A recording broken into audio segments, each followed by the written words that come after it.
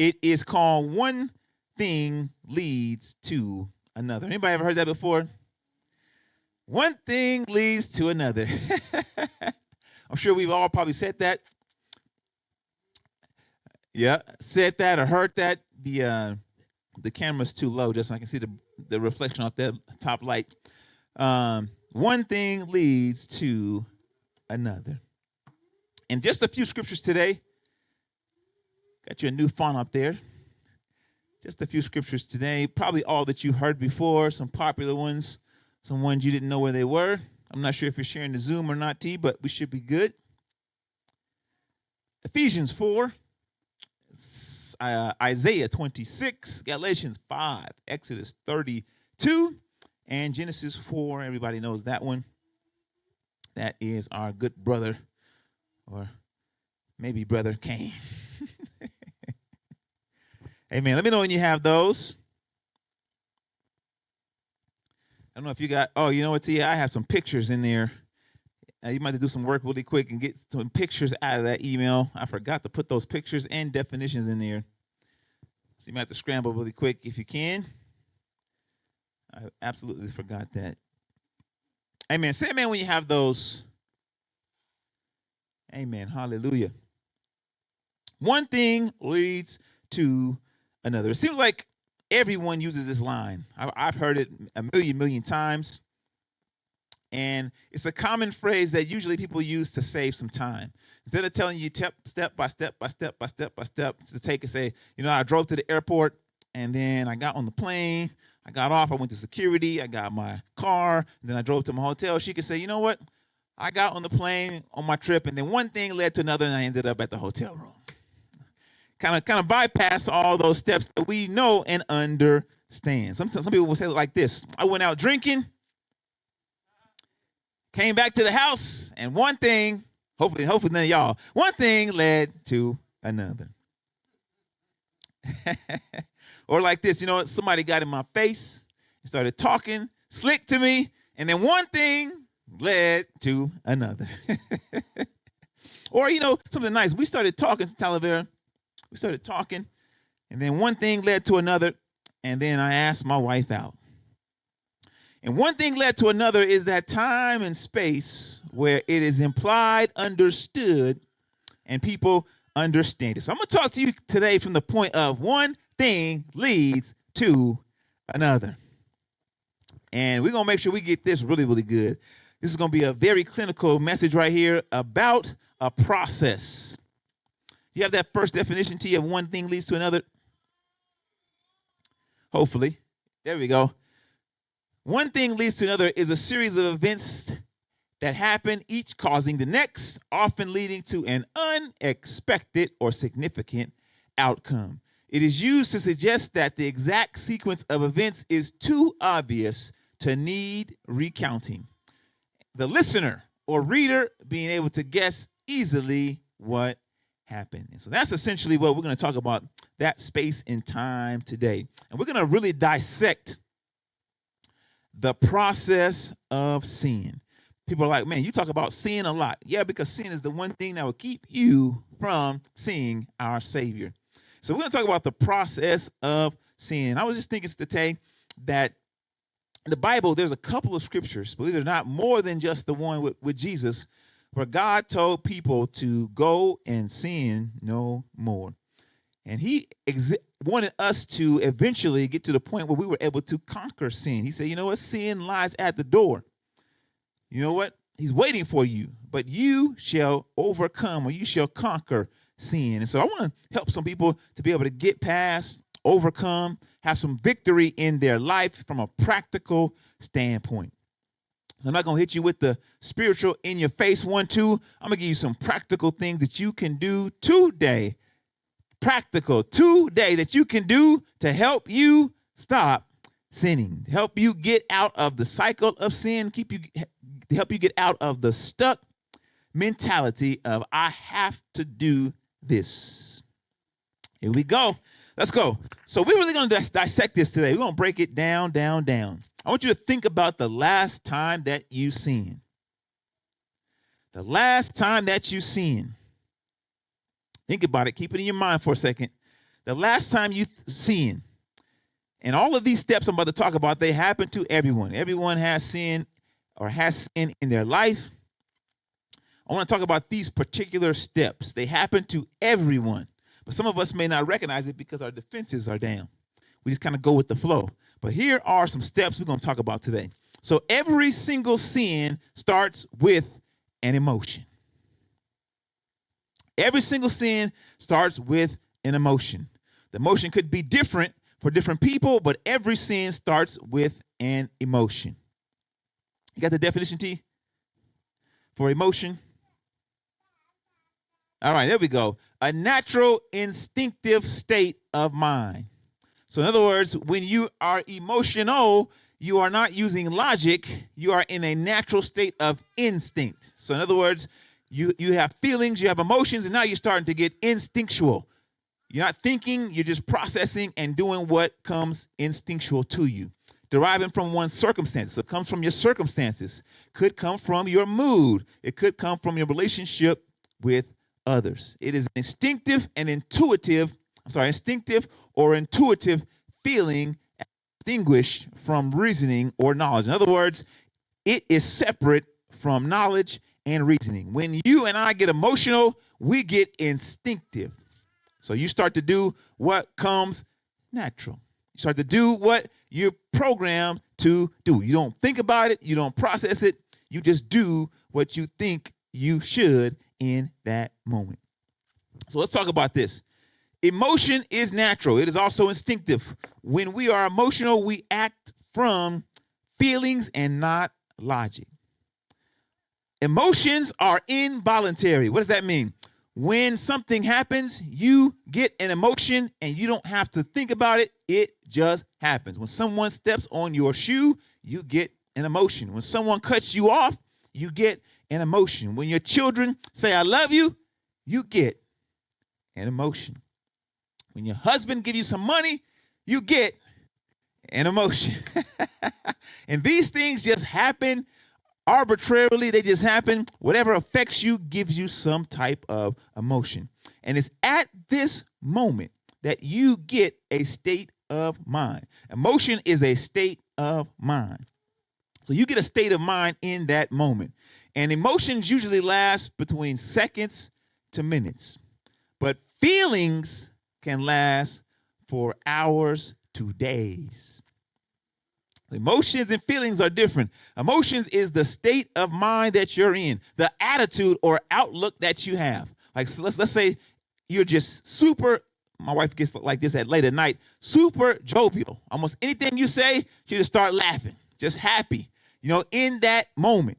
That's a state of mind. And there's also states of mind when people are angry and frustrated. And that's just your state of mind, man. People are trying to talk you down. People are trying to calm you down. But your outlook is, I am just angry.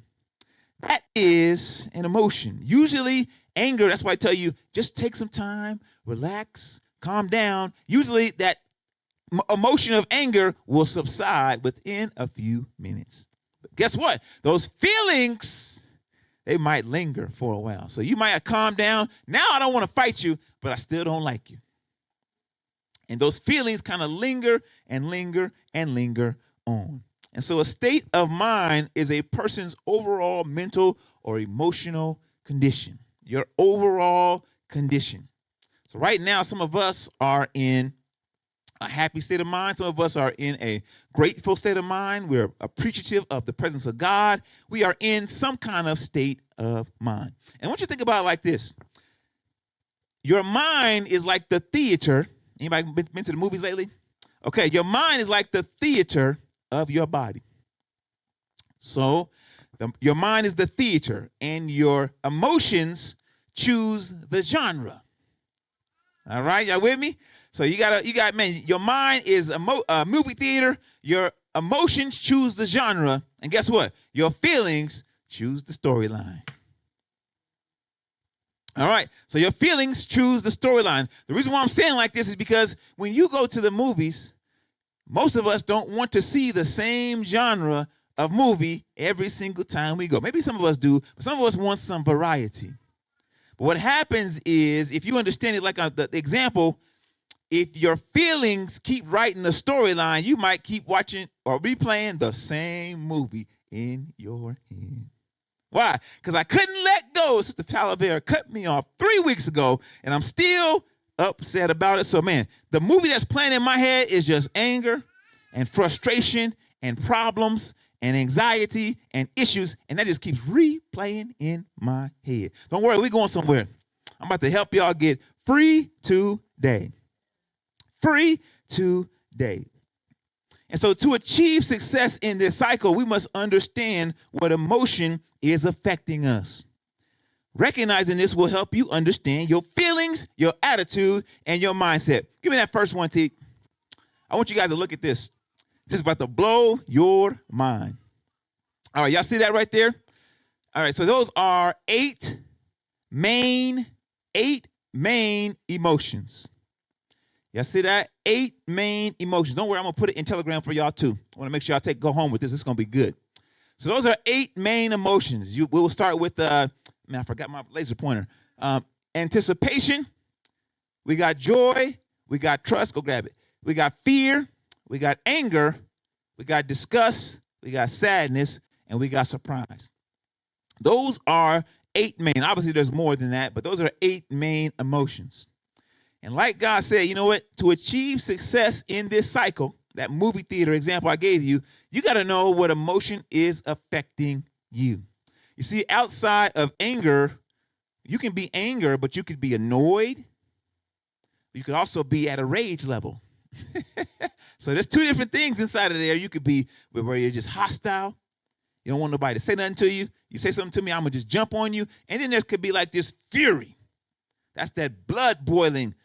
All I see is red kind of anger. And so inside of anger, there's a bunch of different feelings that could come from that emotion. Then we move over to the good side. If you look over to that trust, usually when you trust someone, you'll tolerate them. You see that?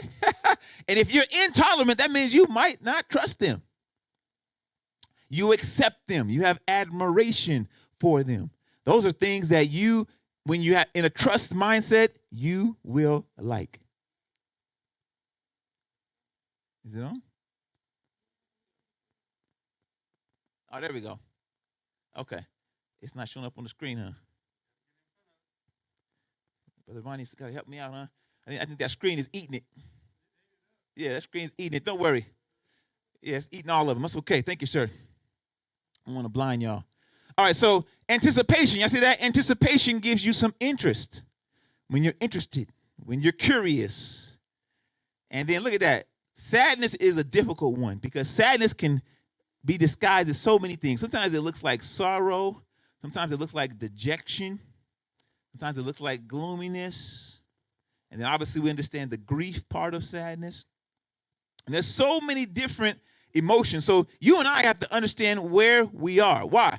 Because that main emotion is going to put you in an instinctual mindset. Meaning when you're angry, it's instinctive to be annoyed. It's instinctive to have rage. It's instinctive to have hostility. And if you don't think about it, Ray, you're just going to act instinctively because what? Because I have an anger mindset. And this is how people get in arguments, marriages get into fights, best friends break up. Why? Because I didn't recognize that I was in an anger mindset, and the only thing that I'm finna play is some hostility in my theater. And then guess what? You didn't like my hostility, and so now I done made you angry, and you're going to have to give me some hostility back.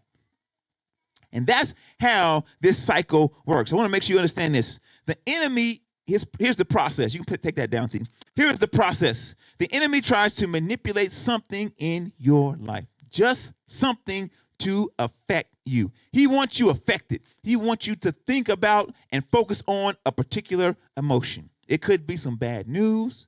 It could be your kids getting in trouble. I don't know if you guys know this, but when I was younger, we used to play and we used to get loud. And it seems like that parents were okay with laughter. They were okay with you having fun. But when you got loud, it seemed like they made them angry. My mom was like, hey, you're way too loud, Joey. Put that down there. It's like that loudness got them angry. But if we have to understand, here's the process. I want to talk about this. The process is beautiful and wonderful. The enemy is trying to get something to manipulate in your life. It could be a sight. It could be a sound. It could be a decision. It could be literally anything to give you an emotion. That is what he does. People think about it, it's so deep, like he's just jumping all over the sea and climbing across the world to come attack you. No, the only thing he has to do is get you emotional. That's all. Just get you emotional. I want you emotional, then I can do my work. Why? Because once you're emotional, you're going to stop thinking and you're going to start acting on instinct. It's just that simple. Man, we try to give the devil all this credit. All he did was make you emotional. And then the rest you did to yourself. So here's the cycle. I'm going to have to help y'all out, man. We're about to break this today. Here is the process. Once he has you emotional, he creates some drama. You guys know if you watch the TV show and nothing ever happened, and everything happened the way it's supposed to be, you'd be bored. You want to see some drama. You want to see somebody get mad. You want to see somebody get angry. You want to see somebody make some jokes. You want to see somebody insult someone. You want to see you want to see something that's going to excite and emotion. The enemy doing the same thing, man. He's trying to put something in your movie theater head. I want you to be excited about this movie and this drama I'm creating for you. And this is the process. Here we go. So once he gets that drama, then he wants you to feel some kind of way about it. Some kind of way. Usually, he likes those negative emotions, the fear, sadness. He likes those usually, but sometimes he can get you with excitement too. Why? Because you're curious. Now you're paying attention. Put that back up, T. Now you're paying attention. Now you're curious. Now you want to know. Sometimes when you first get into something, that surprise. You're amazed, you're astonished, and guess what? A surprise can be a distraction. So, man, enemy is so smart. We thought he was super powerful, Ray. He was going to come in and nope, he gets us emotional. And once it goes from emotional, guess what? Then he gets to talk. This is the process right here. Now he gets to talk. Once he gets you excited, once he gets you to an emotional state, now he gets to talk. Why? Because you and I are no longer thinking, and anything that comes into your mind, you think it's you, you'll run with it, you'll say it, and you'll do it, and that's when he starts talking. Go here. Do this. Slap this person. Woo, I'm about to help y'all out, man. I'm about to help y'all out. All right, so now you got emotional, you got your drama, you feel some kind of way about it. Feelings, T. I want y'all to see this. Y'all got to see this. Feelings, the definition for feelings. I got a lot for you, Brother Wani. The definition for feelings, see, there we go. Okay, maybe you don't have it. It's okay. Feelings are the conscious awareness and interpretation of your emotions. If anybody ever heard you why you can't trust your emotions? Because they are just interpretations. I'm about to help y'all. They're just interpretations. That's why you should never trust your feelings. You can trust your emotion, but you cannot trust your feelings. Why? Because your feelings are just interpreting what emotion you have. And they think that, hey, since you're angry, we should react like this. Guess what? Some people get angry and they sit there and they do nothing. They stew. But those are the people who's crazy, so don't mess with them. But some people, when they get mad, they start running and getting enraged and jumping in. Why? Because everyone is interpreting their own emotion. We call them feelings. But guess what? Interpretations, just like with this Bible, sometimes can be off. So that's why you should never trust your feelings. That's when you go out on a date, you should never say, he makes me feel so great. Oh, you can't trust that. You can't trust that. Because guess what? Different people make different people feel different ways. But guess what? In a few days, that feeling could change and you mind blown over that night and everything's different now. Why? Because feelings are just interpretations. So here's the full cycle. I wish I had it up there. I didn't have time. Here's the full cycle. So the first thing is a stimuli. Basically, anything that affects you. Anything that affects you. And guess what? Unfortunately, all of us have to deal with this. No one can say nothing's going to ever affect me in life. We can't do that. So God wanted us, obviously, to be affected by things. So the stimulus, we go from the stimulus, and that leads to emotion. All right? We got plenty of emotions to go to. We're not going to talk about, give me that emotion picture, T. We got plenty of emotions to go to. It goes to different things for different people. Emotions are psychological states comprised of thoughts, feelings, psychological changes, expressive behavior, and inclinations to act. So all that comes from your emotion. So you got something that caused you to react, then you have this emotion. And then guess what? Emotion leads to feelings. Feelings lead to thoughts. Thoughts leads to actions, and actions lead to judgment. So in other words, whenever something affects you, one thing led to another, and judgment came. I'm about to help y'all. One thing led to another, and judgment came. That's what Brother Cain could say. That's what Brother Judas could say. That's even what the devil could say. Man, I was perfect in all my ways. One thing led to another, Ray, and then I wasn't. Man, they was like, I was on the balcony taking a rest from war. One thing led to another, and then I got this girl pregnant. So understand, man, and there was some judgment there too, by the way. So understand, man, this is the full cycle. We're going to break down every single step. Don't worry. Every single step to help y'all out. So Ephesians chapter 4. Let's get some Bible now. Ephesians chapter 4 and 26. It says, be ye angry. In other words, God is allowing you and I to be angry. You can have that emotion, to Tabernacle. It's okay. It's all right to have anger. But what's not okay is you can't have that anger and then let them feelings interpret you into actions that cause you to sin. So you can have the emotion. We can have the emotions, you guys, but you don't get to sin with those emotions. He says, let not the sun go down upon your wrath. In other words, man, don't let them feelings stew. That's what he's basically saying. Don't let those feelings stew. Because why? When feelings get to stew, they start to give you thoughts, and you start coming up with all kind of crazy things in your head of what you want to do. So God says, don't let the sun go down. In other words, man, before the day ends, reconcile this situation, even inside of you. You may not be able to reconcile with another person, but reconcile this inside of you. 27, here's the big one. Neither give place to the devil. Where? In your thoughts. God's like, man, be angry, don't sin, and don't give place to the devil, because this is his favorite part. This is his favorite place to interact his words in your thoughts when you have an emotion. God allows emotion, but guess what? He expects us to exercise control over those feelings. So be angry.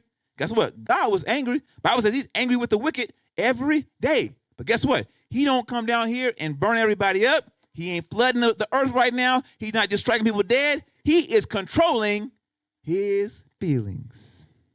He expects you and I to do the same thing.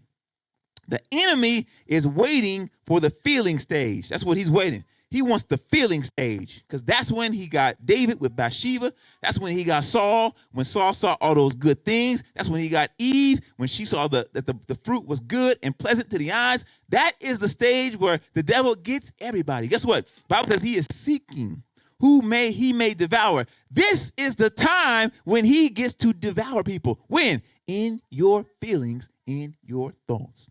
The devil does not jump on people, contrary to popular belief. He don't jump on people.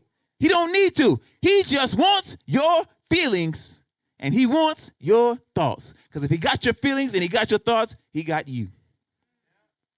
That's what he really wants. And that's why the Bible says, don't give him place. In other words, don't give the devil opportunity. The only place that the devil can really affect you is in your thoughts and feelings. That's the only place. He cannot come down and knock you out. He cannot come down and just overtake you. He's waiting for that opportunity when that emotion starts to rise up. He sees your biological changes. He's like, oh, yeah, here we go, here we go, here we go. Boom. Now's the time. And that's when he comes in. He makes his suggestions. It's the same thing with Eve and Adam in the garden. He was waiting. He saw, he said, okay, they're made. Okay, guess what? Now they have consummated. Okay, I see. Now they're together. Great, I got that. Oh, she's looking at the fruit. Oh, okay. She's looking at that handsome young man. Okay, I see. Oh, now's the time. Boom. Their emotional feelings come in. Now let me say what I want to say. You know what? You shall not surely die. You're not surely going to get in trouble. You can do it one time and you ain't going to get caught. Okay, I'm trying to bring it home to y'all. I'm trying to bring it home, man. That's his spot when he pounces on people. The Bible says this, Isaiah 26. I understand this differently now. The Bible says, Isaiah 26:3, it says, that will keep him in perfect peace. Who's what? All right, his mind. In other words, you got to keep that mind stayed on Jesus. That old song, keep your mind stayed on Jesus. Stayed on thee, because he trusted in thee. Keep going, T. Trust ye in the Lord forever. For in the Lord Jehovah is everlasting strength. Man, this is big. So the reason why you're able to keep your mind on him is because you trust in him. The reason why a lot of us don't keep our mind on him is because we don't trust in him. We trust in us. And so we allow in that moment of feelings and thoughts, I'm going to trust my word above anyone else's. But the truth is, you're instinctual and you're not actually thinking clearly, so the enemy gets to come in and put his thoughts into. Now you got his thoughts and your thoughts. And guess what? Sometimes it's hard to distinguish who's talking in your head. It's hard. Why? Man, because he sounds like my voice in my head. I'm trying to help y'all. He sounds like my voice. It's not an external voice. It sounds like my voice. So I'm confused. Let's go. Give me that third chart, Terry. We're about to break it down. I'm about to help y'all out. Here we go. Our feelings create spiritual reactions. Feelings are actually spiritual, you guys. When someone dissects you, guess what? They can see your heart, they can see your liver, but they can't see your feelings. They can't see your soul. They can see your heart, they can see your soul, they can see your mind, your brain anyway, but they cannot see your feelings. Your feelings are spiritual. In case you did not know, they're spiritual. And guess what? How do we know this? Because God got feelings and he got nobody. The devil got feelings and he ain't got nobody. That's what we know they're spiritual. God said, I am spirit. So here we go. This is the big cycle. Hopefully y'all can see it. If you can't see, you might want to get closer. This is good right here. So this is the big cycle. There's 7 up there. There's anger, sadness, surprise, joy, love, and fear. So those are all on the inner circle. Outside of that is the feelings. See, emotions. These are the feelings that come from the emotion. Don't worry, I'm going to put it in Telegram too. So there's the feelings that come from emotion. So anybody, what emotion you feeling right now? Fatigue, okay. Fatigue, that means she's probably in, let's see. She's probably somewhere in that sadness area. She's probably somewhere in that, suffering, hurt. Somewhere in that sadness area. And so what happens is each motion starts to give you feelings. And see how the feelings are correlated? They're even color coordinated too, which is really, really nice. The more intense colors are fear and anger. And the cooler colors are love, joy, and surprise. There's a reason for that. But let's talk about this. I want to make sure I get this. There are feelings that are caused from our emotions. Every time you get into an emotional state, it is important that we recognize what state we're in. Because if you don't, you might think that these actions are actually you. You think that they're actually you, but they're really interpretations of this. Because guess what? Because when I get angry, I don't get rage. I don't get hostility. I don't get aggravated. I get quiet. I get closer to that maybe surprise or sadness area. So sometimes, guess what? Everybody don't interpret always the same. But here's what you got to understand. This is great, great information. If you understand where you are, if you know you're frustrated, if you know you're angry, you might want to consider, hey, let me at least disclose this or withdraw myself so I don't exacerbate what's already going on in my mind. Or let me pray and get this spirit and let me get this anger off of me. Because guess what? You can change mindsets just like that. You can't change feelings just like that, but you can change mindsets just like that. So in other words, it's up to you to recognize where you are and then get to where you want. Man, I'm trying to tell you, you and I, most of us are going to sin when we in those top 4. Fear, anger, sadness, surprise. That's the time you sin. Because if you look at love, man, most of us are not sinning inside of love. We are not sinning inside of joy, but we can definitely sin inside of some fear, inside of some sadness, when we feel neglected, when we feel lonely, when we feel displeased, when we feel depressed. I'm trying to tell you, those are the times that you and I sin. That's why God said, keep your mind stayed on me. You won't get to those places. I'm trying to help y'all. You won't get to those places. It's going to help you from being in a place where you want to sin. Why? Because the enemy is not knocking you out. Most of us are choosing sin based upon our emotions. It's just that simple. It ain't that hard. Let's go. Galatians chapter 5. I want to make sure we hit this. I got plenty of time. Galatians chapter 5. It says, now the works of the flesh are manifest, which are these. All right, here we go. Works of the flesh. So let's break this down. A work of the flesh would be you had an emotion, you had a feeling, you had a thought, and now you're acting on that thought in the form of adultery. Okay? Fornication, uncleanness, lasciviousness. That's the I can't help it. It's got the habits. Verse 20, envyings, murderers, drunkenness, revelings. Can't put that bottle down even past the point where God said I can drink, but I want to drink some more to get drunk. And such like, of the which I tell you before, as I've told you in time past, that they which do such things shall not inherit the kingdom of God. So these are spiritual things that feelings prompted us to do, and these things can keep you and I from seeing the kingdom of God. This is serious, man. This is serious stuff right here. All right, so put the chart back up, T. Adultery, y'all got that. Fornication. So uncleanness. Uncleanness. Sometimes when you, basically it just means your evil actions. Sometimes people, when they're in despair, a lot of people, when they're in despair and hopeless, will do those type of things. Guess what? That could mean you're really sad, but you just don't know it. Could mean, man, you're really angry, but you just don't know it. You're looking at the actions that I'm doing. So we got idolatry. You know what idolatry will fall under? Usually disappointed. Don't worry, I got some examples. When you're disappointed, when you feel neglected, a lot of people don't feel like God is there for them. So let me go find something that's going to be there for me. So it can fall under that, man. In other words, a lot of people in idolatry, Ray, is really just sad and don't know it. So the enemy, it happened with the children of Israel. The enemy got you in this cycle. He's playing that same movie in your theater of idolatry. Why? But you're really just sad. You ain't dealt with your sadness in your life. It could be sometimes when you are surprised, you're just stunned and confused. And man, a lot of people confused, Ray.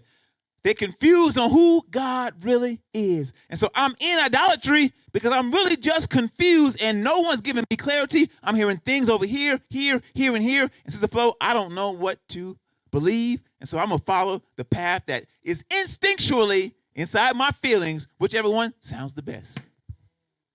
Trying to help somebody. Here we go. And then we got murderers. Obviously, that's the anger.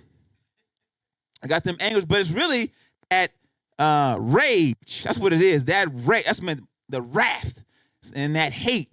That's what the enemy has toward us. That contempt, that disgust. That's what he has toward us, and that caused him to be the accuser of the brethren. That caused Cain to kill Abel. That caused a lot of people to take other people's life. They really don't understand that they're stuck in the emotion of anger. And it portrays itself in a work of the flesh, but it's really a feeling they cannot shake. We got revelings. We got all those things. Great. Verse 22, T. But the fruit of the Spirit, y'all know these, is love, joy, peace, long-suffering, gentleness, goodness, faith. What we got? There we go. Meekness, temperance. Against such there is no law. Give me the chart back, T. So love, obviously we got the love is inside the chart. And love shows you, man, when you're loved, guess what? You have a desire. People who love God, Ray, got a desire for him. Come on, praisers. We got a desire, a longing as the deer. Panthers, oh man, so my soul longeth. So people who are in love with God, they got some longing for God. Man, if you ain't got no longing for God, maybe you don't love him. All right, we're going to talk about it now. Man, he said love, we got joy. Obviously, love is a main emotion. Peace, joy is a main emotion. That's why God started with those two first. He said, these are emotions. Then I came in with some peace. Guess what? People who are loved, they are usually the peaceful people. I think, here we go. Even the joy people are blissful. They're content. They're satisfied. Those are those people. God trying to help you out. He said, you know what? He said long suffering. Guess what? That's that tolerant. Inside that love, yeah. We got some tolerance now inside that love. When you have these things, you have some fondness. It says gentleness. Guess what? Ain't that in there? Affectionate, desire, tenderness. Got some tenderness. All right, so, man, tenderness is inside of that love. Some goodness. Obviously, faith is completely spiritual. Some meekness. Some temperance. Man, all these things are inside of love and joy. Whew, trying to help y'all out. So guess what? What he's saying is the fruit of the Spirit, when you have the mind that I have, you're going to operate in emotions that I gave you, and those emotions are going to call you to act and respond properly. But guess what? This is how you know you're not in the right mindset, because you want to sin. Some of us right now are like, I don't really like to sin. Some of us like, you catch me at the right day, it's going down. But you know why? Because you're in the wrong emotion. Put it back up, T. You're in the wrong emotion. If you're thinking about hurting someone, you're in the wrong emotion. If you're confused, you're in the wrong emotion. If you are suffering, if you're in sadness, if you're in disappointment, you're in the wrong emotion. If you're in sorrow, a lot of people's in sorrow and hurt, you're in the wrong emotion. What am I saying? You're basically in the wrong mindset. If you and I never stop the feelings that's playing in our head, you'll never change your behavior. I'm trying to help you. But if you're able to change your emotion, you can change what's playing in your movie theater. And then that's going to make you act and respond accordingly. The reason why I never want to beat my wife is because I have nothing but love for her. I have nothing but love for her. So it makes me want to be tender, affectionate, sentimental. But if I was angry, I might have some disgust toward her. I'm trying to help somebody. I might have some disgust toward them, and I might treat them a little differently. Or I might have some fear, and I might be insecure. All right, here we go. In case y'all didn't know, people who are insecure are really scared. I'm scared somebody could come in and take you from me. All right, Brother Ryan, we about to get in here, man. Let's go. We about to get in here. So a lot of us, man, are stuck in the wrong emotion, and that's how the enemy gets you. Verse 24, T, I want to make sure we get that. It says, and they that are Christ have crucified the flesh with the affections and lusts. Now, a lot of us think super deep right here. Let's bring it back home. How can you crucify the flesh? You can crucify the flesh by making sure you don't allow the flesh to play the movie he wants. Because guess what? You can't kill him. And guess what? The law inside of him, you can't change that. So in other words, how you crucify this guy, you don't give him a chance to play the, why he can't touch the remote. Don't let him touch the remote. He can't play what movie, he can't watch what movie, he can't do none of that. That's how you crucify your flesh. You keep the emotions that God wants you to have in the forefront of your mind. Keep your mind stayed on him, and guess what? You're not going to even want to sin. I'm trying to help you. You ain't even going to want to sin. Here we go. Let's go to Exodus. I want to make sure we get this. Exodus 32. Now, I got to give you some clinical examples here. So when you're doing a clinical study, you got to have some examples. Here is an example. Exodus 32:1. You got to see. It says, and when the people saw that Moses was what? Delayed to come down out of the mount. That's the key. The people, man, in case you didn't know, he had led them out, the children of Israel. They had led them out of Egypt. They had crossed the Red Sea. They had come to this mountain. They were at the base of the mountain. Moses went up to the mountain. They sent Moses up to talk to God. You go talk to him because he might do us wrong. So you go, Moses up there. His face is shining. He's getting everything going good. And guess what? God is writing on a tablet with his finger, giving Moses the law. Man, this is what I want you to tell these people. Meanwhile, they said, man, I don't think he's coming back, y'all. I don't think he's coming back. So guess what? What should we do? The people gathered themselves together unto Aaron. Guess what? They had an emotion. I'm trying to help y'all. They had an emotion. They had that emotion of some fear. That's what really happened. Fear gripped them, and guess what? Then they started to panic. The guy who let us out, he ain't coming back. Now, what should we do? Let's get on our instincts. Let's go to our instincts now. We're going to gather together. What should we do? In other words, wait, we need another God. That's what we need. We need another, man, the person who's talking to God for us, he ain't coming back. We need another God. Instincts, y'all. We need, man, the first God let us out. We need another God. So their idolatry came from simple fear. This guy ain't coming back. Put it back. Put it back, T. So guess what? So they gathered themselves unto Aaron and said unto him, what? Make us, oh, come on now, man. Make us gods. Man, we need another God. Which shall go, man, before God went before them, cloud by day, fire by night. He went before them. He said, give me somebody else. Why? Because he's delayed. He ain't coming back. We need something else. I'm trying to help y'all out. This is the emotions that's happening in their mind. This is what caused them to sin. Simple despair. We need another God, which shall go before us. As for this Moses, as for that guy, that man that brought us up out of the land of Egypt, we want not what has become of him. I'm trying to tell y'all, their idolatry didn't come from loving other gods. It came from simple fear. Put it back up, T. It came from simple fear. It was the fear that the God who led them out was no longer with them, and they turned to another God. In other words, the God that they made themselves.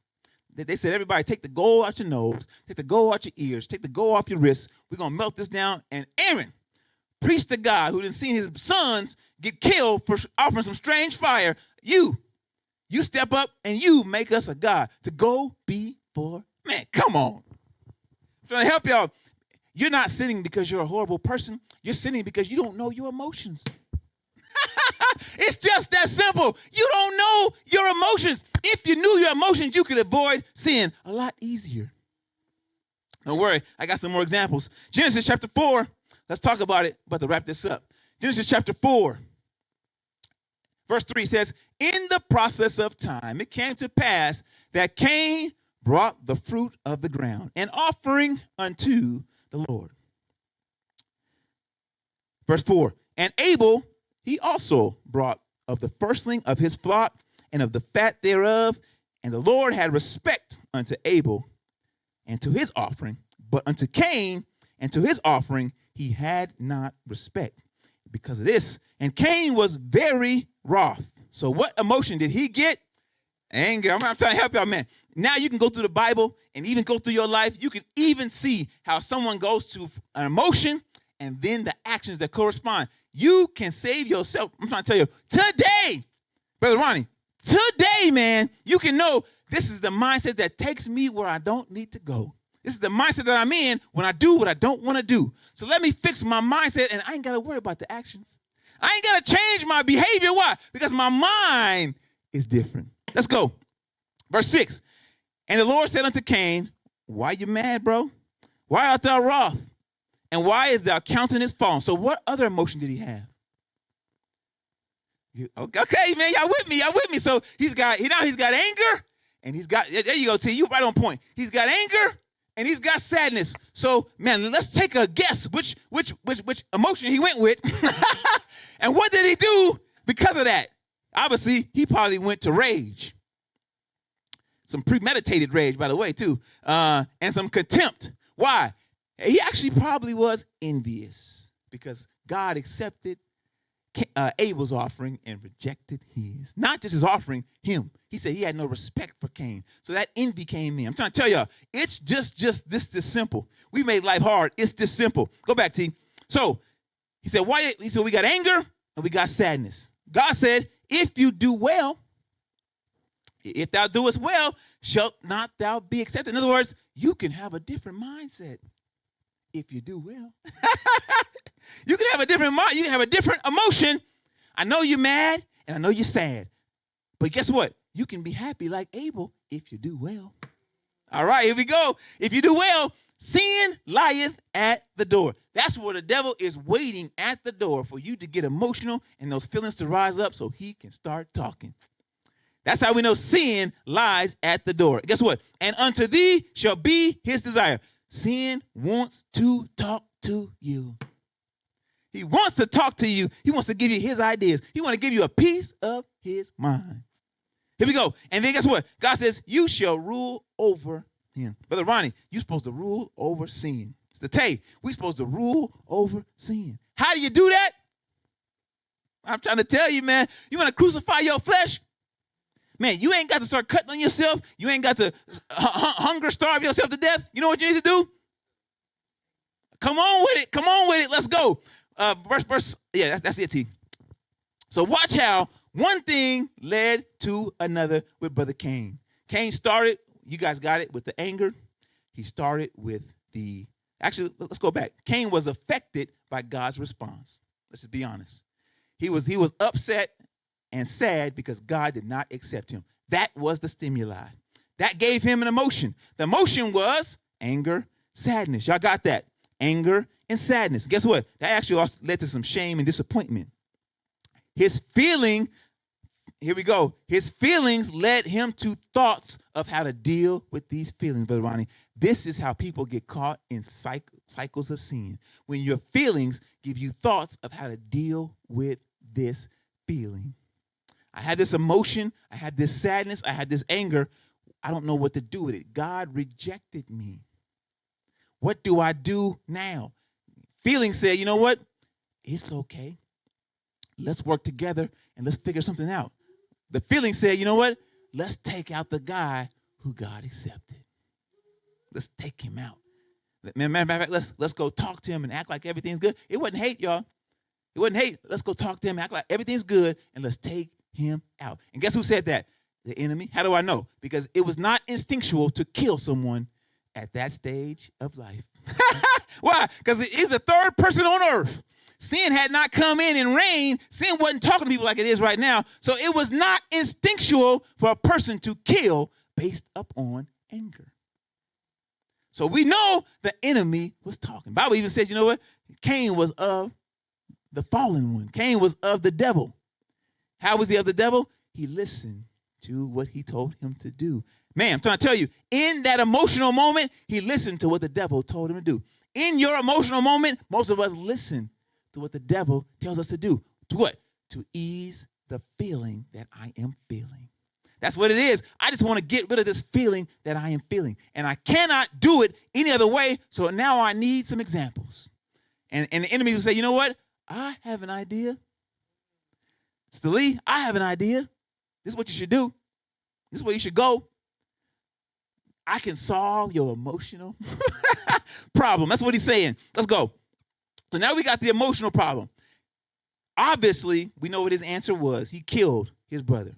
But guess what? His thoughts led him to murder. And guess what? His murder, his actions led him to judgment.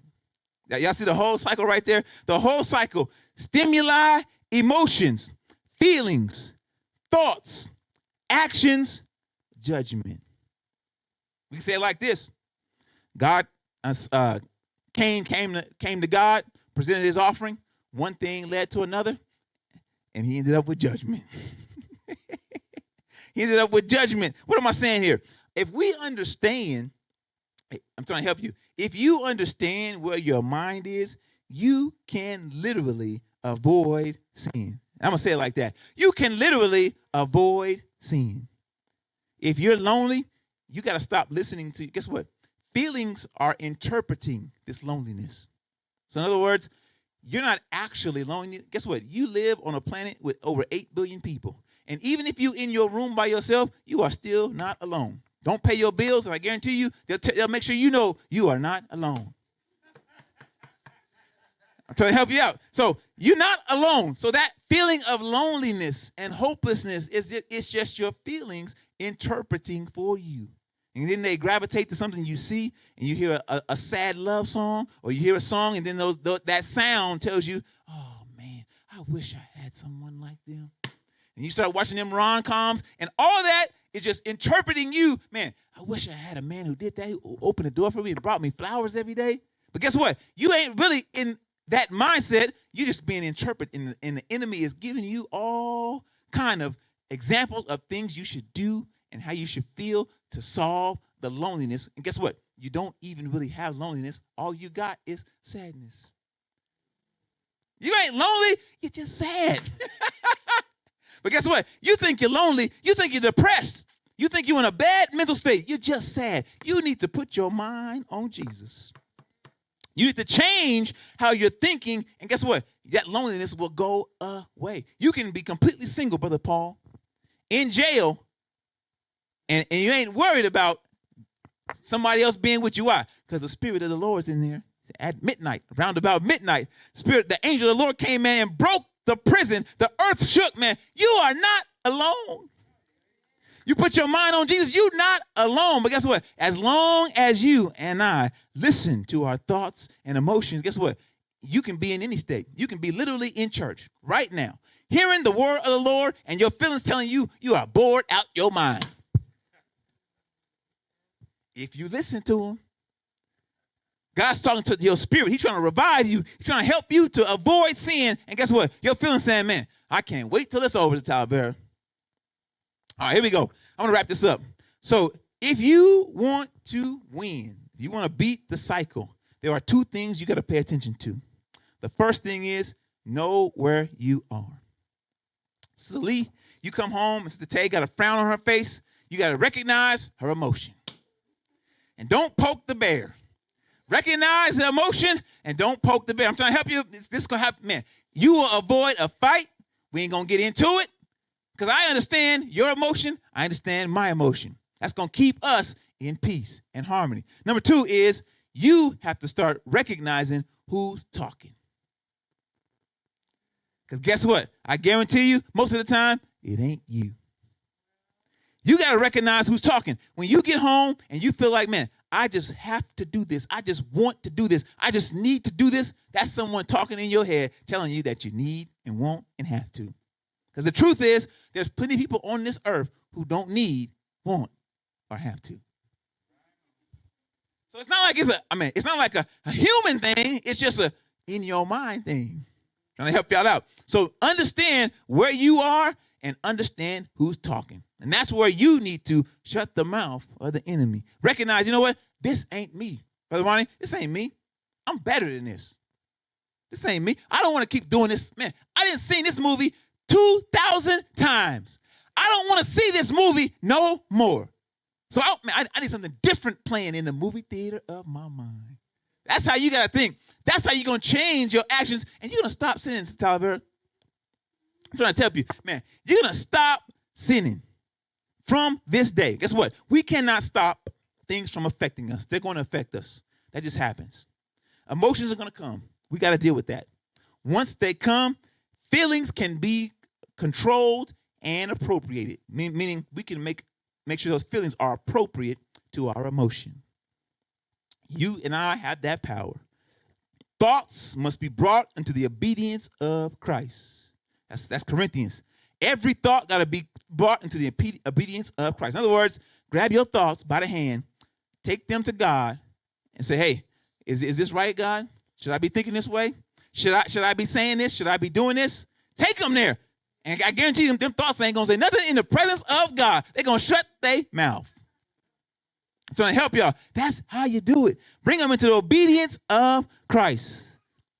And then guess what? You don't have to stay in your emotions. That's the thing. You don't got to stay. Guess what? God is offering you a sound mind. He's offering you a sober mind. And he's offering you a renewed mind. God said you don't have to stay there. Man, you might be there right now. You don't have to stay there. You don't have to live there. Emotions are only supposed to last seconds to minutes. You should not be in a horrible emotional state for 3 months. Why? Because you keep letting someone else talk, and they keep picking the movie. Oh, he said, come on, this is good. We've seen it before, but this is a good part. That's what he keep doing to us, man. That's what he keep doing. This is the good part. And so, man, you got to understand, we got to let God change the movie in your theater. Give God the remote. Man, we done already gave him the wheel. Give God the remote. Let him choose what we going to watch today. Let him choose it. You know what?